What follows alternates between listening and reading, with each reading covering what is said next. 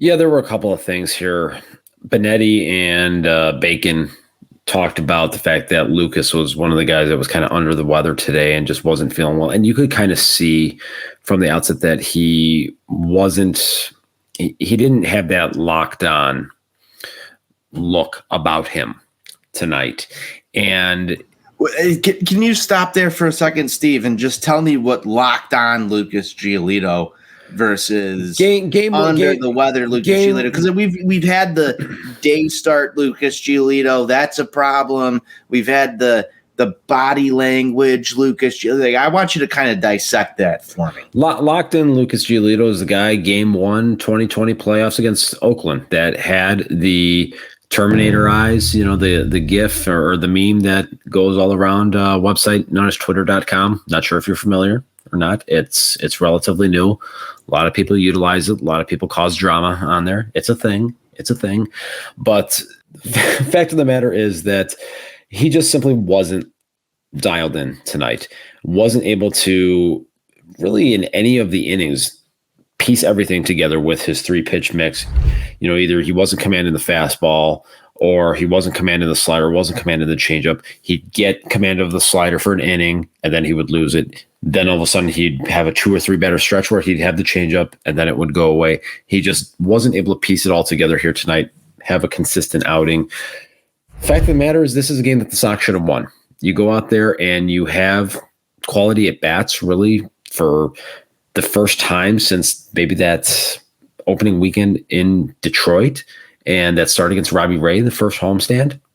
These are the best offensive plate approaches that we've seen from this team since then, and that's saying a lot.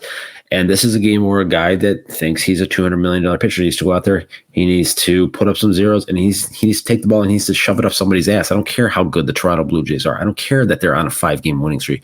Go out there, take the ball, and shove it up their ass. Hey, Steve, I'm not giving $200 million to anybody that can't make it past 4 2/3 against the Toronto Blue Jays. You make your money beating good teams, Steve. And Lucas Giolito didn't do that tonight. That might sound a little bit harsh. I'm sure there's somebody out there that will go defend this using some Fangraph stats. Cut the bullshit here. You can't get the job done. If you're an ace, you're a stopper. You stop the bleeding or you continue the momentum. You're only as good as your last start. You're only as good as your last envelope. That's what it is. This is the business of it. Steve, Lucas Giolito did not get the job done tonight. 8 strikeouts, fine.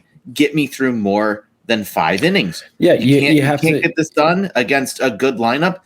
What does this look like in October, Steve? This kind of start doesn't get the job done. You have to be able to cover more than 14 outs, plain and simple. And I was starting to chuckle there when you talk about, what does this look like in October? What, October 2nd when they're playing the Twins in their last home game? Well, exactly. So here you go. I try and stay positive on the White Sox because I want to believe in something. And I think that I'm going to have a heart attack by the time I'm 50 and croak it if everything remains the same. So you got to find some positivity somewhere. My doctor, the doctor told me I got to start to find the good things in life. And you go to the doctor? No, I don't. The doctor is in the back of my head. The Dr. Budweiser.